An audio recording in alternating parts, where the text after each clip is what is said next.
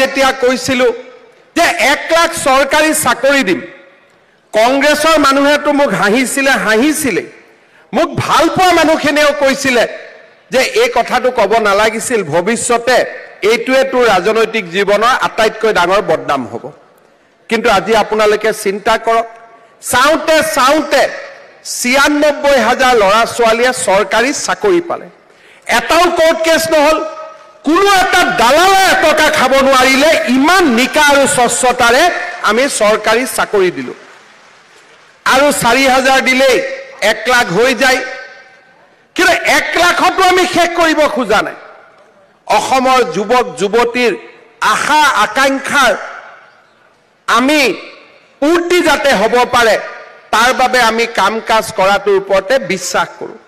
1 লাখৰ দেওনা পাৰ হৈ এইবাৰ আমি আৰু 35,000 চাকৰি আমি বিজ্ঞাপন মুকলি কৰি দিছোঁ, যাতে আৰু 35,000 ল'ৰা ছোৱালীয়ে চৰকাৰী চাকৰি পাব পাৰে। পৰিৱৰ্তন কিমান হৈছে? কেইদিনমান আগতে মই বাক্সা জিলাত গৈছিলোঁ, এখন স্কুলৰ সন্মুখেদি গ'লোঁ। স্কুলত মই গাড়ীখন ৰখাই ল'ৰা ছোৱালীকেইটাৰ লগত কথা পাতিলোঁ। মই ক'লোঁ, মা আজিকালি স্কুলত পৰিৱেশ কেনেকুৱা হয়? ছোৱালী এজনী, সৰু ছোৱালী, মোক মাত দিলে যে ছাৰ আজিকালিতো পঢ়িলেহে চাকৰি পায়, সেইকাৰণে আজিকালি স্কুলবিলাকতো শিক্ষাৰ পৰিৱেশ আগতকৈ বহুত ভাল হৈছে। যোৱা 3 দিন আগত মই ধেমাজিত আছিলোঁ, ল'ৰা কেইটামানে মোক আহি ক'লে যে ষ্টেডিয়ামখন অলপ মাটি টাটি পুতি ঠিক কৰি দিব লাগে। মই ক'লোঁ, বাবা তহঁতি খেল নেকি? বোলে দাদা আমি নেখেলোঁ। মই বোলো তেলে তহঁতৰ কিয় ষ্টেডিয়াম লাগে? বোলে পুলিচৰ ইণ্টাৰভিউ হ'ব নহয়, গতিকে ৰাতিপুৱা দৌৰিব লাগে। এতিয়া আপোনালোকে চাব, জুলাইত পুলিচৰ ইণ্টাৰভিউ, ডেকা ল'ৰা ছোৱালীবিলাকে মদ খোৱা জুৱা খেলাৰ কথা বাদ দি ৰাতিপুৱা সদায় ৰাস্তাত দৌৰি থাকে, কেনেকৈ আমি পুলিচত চাকৰি পাম। আগতে ল'ৰাবিলাকে কি কৰিছিল যে দৌৰিটো চাকৰি নাপাওঁ, মন্ত্ৰী MLA টকা দিহে চাকৰি পাম। সেই পৰিৱেশ আমি অসমত 2 বছৰৰ ভিতৰতে পৰিৱৰ্তন কৰিলোঁ। যেতিয়া আমি অৰুণোদয় আৰম্ভ কৰিছিলোঁ, তেতিয়া মানুহে কৈছিলে যে এইটো ইলেকশ্যনৰ পিছত অৰুণোদয় বন্ধ হৈ যাব। ইলেকশ্যনৰ সময়ত অৰুণোদয় আছিলে 800 টকা, আজি চাওঁতে অৰুণোদয় 1250 টকা হ'ল। ইলেকশ্যনৰ আগত অৰুণোদয় পাইছিল 18 লাখ মানুহে, আজি অৰুণোদয় পায় 27 লাখ মানুহে। আৰু এইবাৰ বাজেটত আমি ঘোষণা কৰিছোঁ যে আৰু 3 লাখ পৰিয়ালক আমি অৰুণোদয় দিম। শ্ৰদ্ধাৰ ৰাইজ, মোৰ মনত এটা কল্পনা আছে যে আমাৰ পৰিয়ালবিলাকৰ হাতত ৰেচন কাৰ্ড আছে, আৰু ৰেচন কাৰ্ড থকা পৰিয়ালক যদি আমি এটা অৰুণোদয়ো আমি দিব পাৰোঁ, তেতিয়াহ'লে অৰুণোদয় পোৱা নোপোৱাৰ কথাটোৱে নোহোৱা হৈ যাব।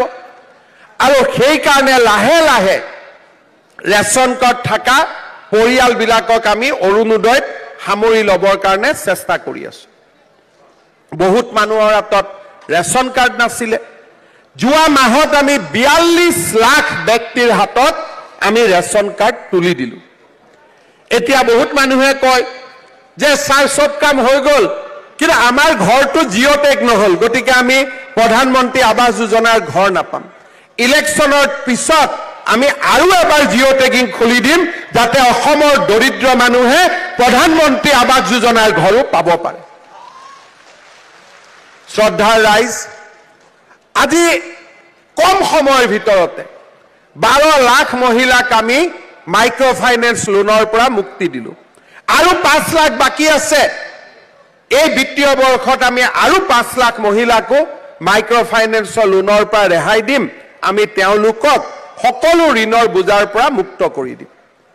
মাত্ৰ 2 বছৰৰ ভিতৰত 1 লাখ চৰকাৰী চাকৰি, অৰুণোদয় সম্প্ৰসাৰণ, মাইক্ৰ' ফাইনেন্সৰ লোন ৰেহাই, 42 লাখৰ লোকলৈ ৰেচন কাৰ্ড, নৱমমান শ্ৰেণীৰ ছোৱালীলৈ চাইকেল, স্কুটি, বিনামূলীয়া নামভৰ্তি, অসমৰ চাৰিওফালে ৰাস্তা ঘাট, আজি সমগ্ৰ অসমখনতে এটা নতুন পৰিৱেশৰ সৃষ্টি হৈছে। প্ৰধানমন্ত্ৰী নৰেন্দ্ৰ মোদী ডাঙৰীয়াৰ আশীৰ্বাদত আজি ব্ৰহ্মপুত্ৰ দলঙৰ ওপৰত দলং নিৰ্মাণ হৈছে। প্ৰতিখন জিলাতে মেডিকেল কলেজৰ নিৰ্মাণ হৈছে, প্ৰতিখন জিলাত বিশ্ববিদ্যালয় নিৰ্মাণ হৈছে। অসমত 16 লাখ পৰিয়ালে প্ৰধানমন্ত্ৰী আৱাস যোজনাৰ ঘৰ পালে। 12 লাখ পৰিয়ালে প্ৰধানমন্ত্ৰী কৃষক সন্মান নিধিৰ ধন পালে বছৰি 6,000 টকা আৰু আজি পৰ্যন্ত আমি 4,800 কোটি টকা প্ৰধানমন্ত্ৰী ডাঙৰীয়াৰ পৰা কৃষক সন্মান নিধিৰ ধন বিতৰণ কৰিব পাৰিছো। চাহ